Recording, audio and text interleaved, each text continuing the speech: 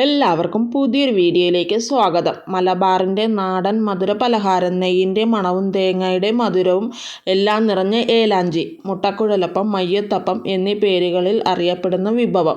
ഈ റെസിപ്പി തയ്യാറാക്കുന്നത് എങ്ങനെയെന്ന് നോക്കാം. ഒരു പാൻ അടുപ്പത്ത് വെച്ച് പാൻ ചൂടായി വരുമ്പോൾ അതിലേക്ക് 1.5 ടേബിൾ സ്പൂൺ നെയ്യ് ഒഴിച്ച് കൊടുത്ത് നെയ്യ് ചൂടായി വരുമ്പോൾ അതിലേക്ക് അണ്ടിപ്പരിപ്പിട്ട് കൊടുത്ത് ഫ്രൈ ചെയ്യണം. അണ്ടിപ്പരിപ്പ് ഫ്രൈ ആയി വരുമ്പോൾ അതിലേക്ക് നേന്ത്രപ്പഴം ചെറുതായിട്ട് അരിഞ്ഞത് ചേർത്ത് കൊടുത്ത് ഒന്ന് വഴറ്റണം. നല്ല പഴുത്ത നേന്ത്രപ്പഴമാണ് എടുത്തിട്ടുള്ളത്. നെയ്യിൽ കിടന്ന് പഴം നന്നായി വഴന്നു കഴിയുമ്പോൾ അതിലേക്ക് 1 കപ്പ് തേങ്ങ ചിരകിയത് കൂടി ചേർത്ത് കൊടുത്ത് ഇളക്കി യോജിപ്പിക്കണം. ചേർത്ത് കൊടുത്ത തേങ്ങ ഒന്ന് ചൂടായി വന്നാൽ മതി. ഈ സമയം മീഡിയം ഫ്ലെയിമിലാണ് ഇടേണ്ടത്.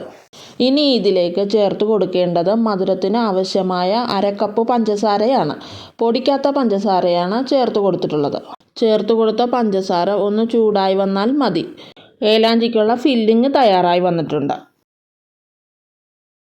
മാവ് തയ്യാറാക്കുന്നതിനായി ഒരു ബൗൾ എടുത്ത് ബൗളിലേക്ക് 1 കപ്പ് മൈദ ചേർത്ത് കൊടുത്ത് ഈ മൈദയിലേക്ക് കോഴിമുട്ട പൊട്ടിച്ചത് ചേർത്ത് കൊടുക്കണം.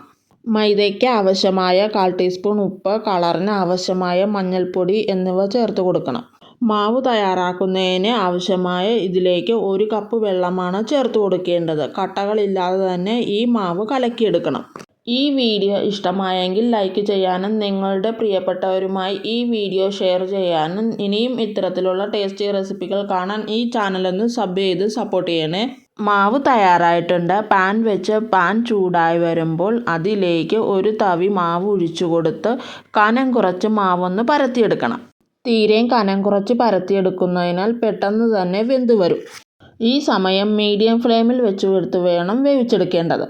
ഒരു ഭാഗം വെന്ത് വന്നിട്ടുണ്ട്. ഇതൊന്ന് മറിച്ചിട്ട് കൊടുത്ത് വേവിച്ചെടുക്കാം. മറിച്ചിട്ട് കൊടുത്ത ഭാഗവും വെന്ത് വന്നിട്ടുണ്ട്. ഇത് പാനിൽ നിന്നും മാറ്റാം. ഇതുപോലെ തന്നെ മാവ് ഒഴിച്ചു കൊടുത്ത് മറ്റുള്ളതും ചുട്ടെടുക്കണം. നേരത്തെ തയ്യാറാക്കി വെച്ചിട്ടുള്ള ഫില്ലിങ് ഇതിൻ്റെ ഒരു ഭാഗത്തേക്ക് വെച്ച് കൊടുക്കണം. ആവശ്യത്തിനുള്ള ഫില്ലിങ് വെച്ച് കൊടുത്തതിന് ശേഷം ഇതുപോലെ 2 വശവും മടക്കിയെടുക്കണം. 2 വശവും മടക്കിയെടുത്തതിന് ശേഷം ഇതൊന്ന് മടക്കി റോളാക്കി ഉരുട്ടിയെടുക്കണം. ഏലാഞ്ചി തയ്യാറായിട്ടുണ്ട്. ഇതുപോലെ തന്നെ മറ്റുള്ളവയും തയ്യാറാക്കിയെടുക്കാം. ഈ രീതിയിൽ തയ്യാറാക്കി നോക്കിയിട്ട് നിങ്ങളുടെ അഭിപ്രായങ്ങൾ കമൻറ്റ് ബോക്സിൽ രേഖപ്പെടുത്തുവാൻ മറക്കരുതേ. ഏലാഞ്ചി തയ്യാറായിട്ടുണ്ട്. നിങ്ങൾക്ക് ഈ വീഡിയോ ഇഷ്ടമായെന്ന് വിചാരിക്കുന്നു. അടുത്തൊരു വീഡിയോയുമായി വീണ്ടും കാണാം.